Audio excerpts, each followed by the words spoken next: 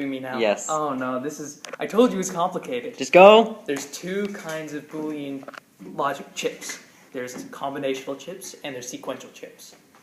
Combinational chips are static in the sense that you feed it input and it produces output. You don't have to worry about the previous inputs and the previous outputs.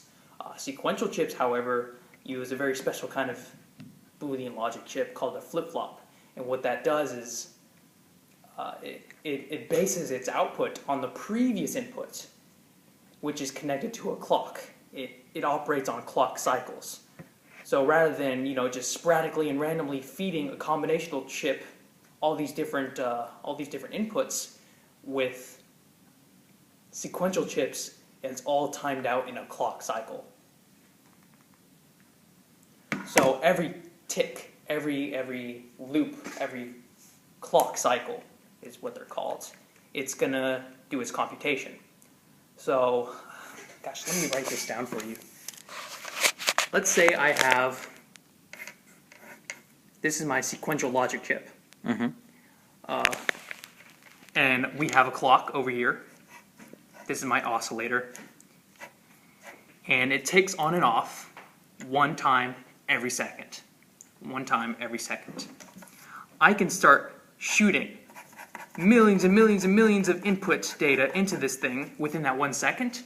However, it's going to completely ignore it until its clock cycle is over. Once its clock cycle is over, it's going to take the current input, let's say it's a 1, and it's going to process it inside the chip.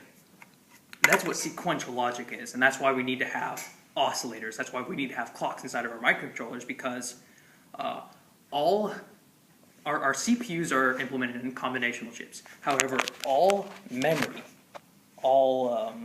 modules are all implemented using sequential logic chips. They're all implemented using this concept of having clock cycles, which is relevant and complicated, and you don't actually have to worry about it. Just think about it. The clock cycle kind of explains how fast your processor can go. So let's say you have the latest and greatest technology, the Pentium 4 machine. Oh, no, not Pentium. That's my brother's gonna be mad at you. Wait. Just bear with me here.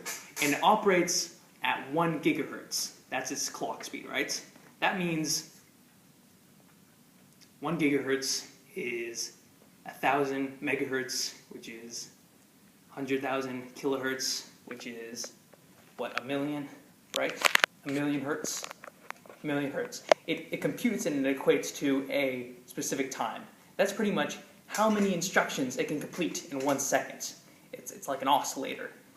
However, microcontrollers, they've got a much smaller clock speed. They've got like 16 megahertz or something like that. We good? Could say that one more time before my phone went off. Microcontrollers have clock speeds of like 60 megahertz or something. 60 megahertz. Megahertz, okay. 60 megahertz or, something 16. similar to that. And the oscillator, most microcontrollers have an oscillator built into the actual chip. However, if you want to, you can choose to interface an oscillator to it. Which pretty much, this is how overclocking works.